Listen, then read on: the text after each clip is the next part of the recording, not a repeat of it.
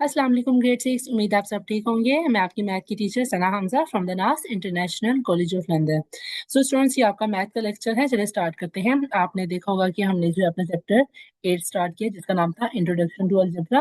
और अलजेब्रा से रिलेटेड कुछ जो है ना बेसिक चीज़ें हमने पढ़ी हैं, जिसमें वेरिएबल, एक्सप्रेशंस, टर्म्स आई थी। और फिर हमने इन जो टॉपिक्स थे उनको अपनी एक्सरसाइज में भी देखा था।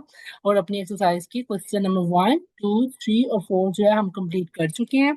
इसके लेक्चर जो है बेटा यूट्यूब में पड़े हैं। आपको अगर पीछे वाले क्वेश्चन में कोई मसला है तो एक दफा जो है आप वो वाले क्वेश्चन कर लें। फिर उसके बाद आपने जो है वो क्वेश्चन नंबर 5 अपना स्टार्ट करना है, ठीक है। बहुत सिंपल क्वेश्चन है। जैसे कि ऊपर वाले क्वेश्चन आपने देखे थे, बहुत आसान थे। बस आपने क्या किया था, टर्म्स को सेपरेट किया था। और उसके ऊपर वाले क्वेश्चन में आपने क्या किया था, एक्सपोनेंशियल फॉर्म में नंबर्स को लिखा था। और उससे ऊपर जो है आपने चीजों को देख लेना, ठीक है। तो सेपरेट टर्म्स भी करनी आ गई है आपको और एक्सपोनेंशियल फॉर्म में भी कन्वर्ट करना आ गया। अब आपने क्या करना है, क्वेश्चन नंबर 5 करना है जिसका नाम है सिंप्लीफाई। सिंप्लीफाई बेटा जो है ना वर्ड निकला है सिंपल से, यानी कि आपने इसको सिंपल फॉर्म का मतलब है जितना आप इसको सोल्व कर सकते हैं ना उतना आपने इसको सोल्व करना है। इस फॉर्म में जो है इसको कन्वर्ट करना है। इसको कन्वर्ट करने के लिए आप क्या करेंगे, आपने अपना क्वेश्चन देखना है ध्यान से और इसको सोल्व करना है। और जब तक ये सोल्व होता जाएगा तब तक आपने करना है। जब आप कि वो हो जाए कि ये इससे आगे सोल्व नहीं होता तो आप कहते हैं कि ये इसकी सिंपलेस्ट फॉर्म है, ठीक है। तो आप जरा क्वेश्चन नंबर 1 देखिए क्या लिखा हुआ है, x plus x plus x, दरम्यान में प्लस का साइन है और वेरिएबल कौन सा यूज हो रहा है यहाँ पे, एक्स। अच्छा देखिए, सारे एक्स जो है ना वो सिंगल है। तो जहाँ पे आपको बताया था कि जिस वेरिएबल के साथ कोई कुछ भी नहीं होता वहां पे क्या लिखा होता है, 1। तो यहाँ पे कितने एक्स है, 4x है। इसका मतलब यानी कि 4 टाइम्स 1 आ रहा है। और वैल्यूज को आपने यहाँ पे प्लस करना है, ठीक है। जब प्लस करते हैं तब आप ना कोफिशिएंट्स को प्लस करते हैं, जब मल्टीप्लाई होता है तब आप पावर्स को प्लस करते हैं। ये चीज बस आपने ना इन क्वेश्चंस में याद रखनी है। अगर यहाँ पे लिखा हुआ है प्लस, इसका मतलब आपने इनके कोफिशिएंट्स को प्लस कर लेना है। अब यहाँ पे कितने टाइम्स एक्स लिखा हुआ है, 4 टाइम्स, तो आप इनको प्लस करें, 1, 2, 3, 4। यानी कि आपने इन सबको प्लस किया तो आपके पास क्या आंसर आ गया, 4x। तो ये होगी इसकी सिंपल फॉर्म। अब आप 4x का कुछ नहीं कर सकते, वो सिंपल 4x है। तो ये बात सीधी आपका आंसर है। यहाँ पे आपने क्या किया, सबको प्लस कर दिया। अब अगला क्वेश्चन देखिए, वहाँ पे क्या लिखा हुआ है, 2y 3y 4y। Y same है ना, टर्म्स यहाँ पे सेम यूज हो रही है इसलिए आप सबको प्लस कर सकते हैं। अगर आपके पास क्वेश्चन में एक एक्स टर्म होती है एक वाई टर्म होती है, फिर आप दोनों को कभी भी प्लस नहीं कर सकते क्योंकि वो दोनों अलग अलग चीजें हैं।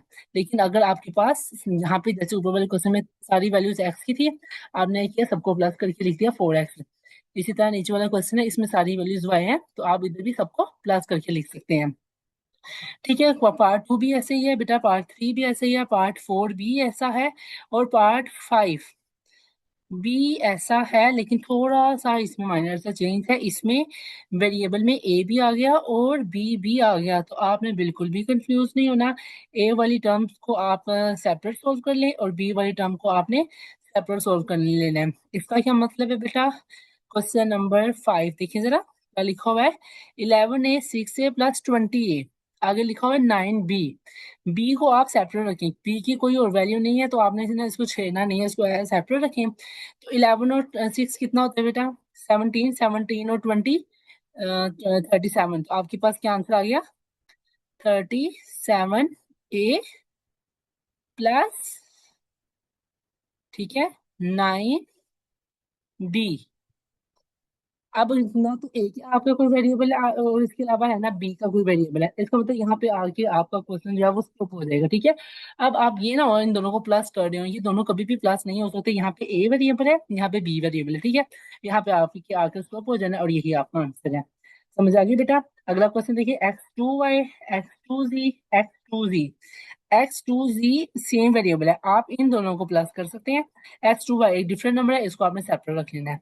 इसी तरह आपने टर्म्स को बस प्लस माइनस करना है।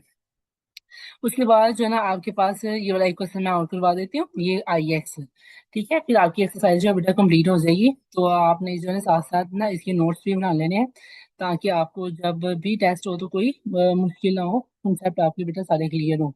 अब एक और क्वेश्चन मैं आपको करवा देती हूँ। यहाँ पे आपने लाइक टर्म्स टर्म्स का बहुत ध्यान रखना है, ठीक है। अब यहाँ पे देखिए लास्ट क्वेश्चन में क्या लिखा हुआ है, पी स्क्वायर, ठीक है, ये पी स्क्वायर एक अलग चीज है और पी एक अलग टर्म है, ये आपने याद रखना है। आप इनकी वैल्यूज को भी प्लस नहीं कर सकते।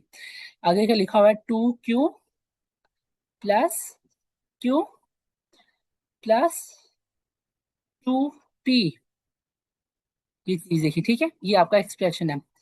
अब मुझे बताइए पहली वैल्यू है पी स्क्वायर, आपको अपने पूरे एक्सप्रेशन में पी स्क्वायर कहीं नजर आ रहा है?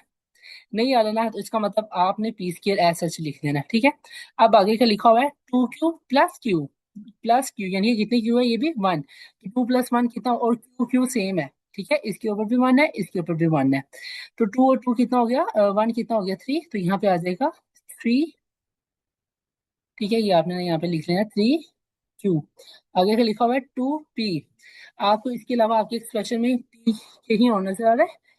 अब आप कह रहे होंगे कि स्टार्टिंग में भी पी है, बेटा वो पी स्क्वायर है, ठीक है, पी की जो एक्सपोनेंट है वो 2 है, और यहाँ पे जो पी का एक्सपोनेंट है वो 1 है, तो ये दोनों जो है ना अलग अलग टर्म है, तो नहीं है, इसका मतलब आपके पास क्या आंसर आ गया, 2P ऐसा। अब यहाँ पे और कोई भी वेरिएबल नहीं है जो प्लस हो रहा है, तो यहाँ पे आके आपका क्वेश्चन जो है वो खत्म हो जाएगा, ठीक है। इसको कहते हैं सिंप्लीफाई करना, या फिर ये कह सकते हैं कि वेरिएबल्स को प्लस करना, ठीक है। उम्मीद है आपको समझ आ गई होगी, और इस तरह की बेटा आप खुद से क्वेश्चन लाए उनको जो है ना वो प्लस माइनस करें, कैसी कन्फ्यूजन और मेरे से पूछ लें बेटा, आज के लिए इतना काफी है। तो अपने जो है ना जो पीछे से भी क्वेश्चन जिसके रहते हैं बेटा वो साथ साथ कंप्लीट करें। वीडियो अच्छी लगी तो इसको लाइक करें, subscribe our channel. Allah Hafiz.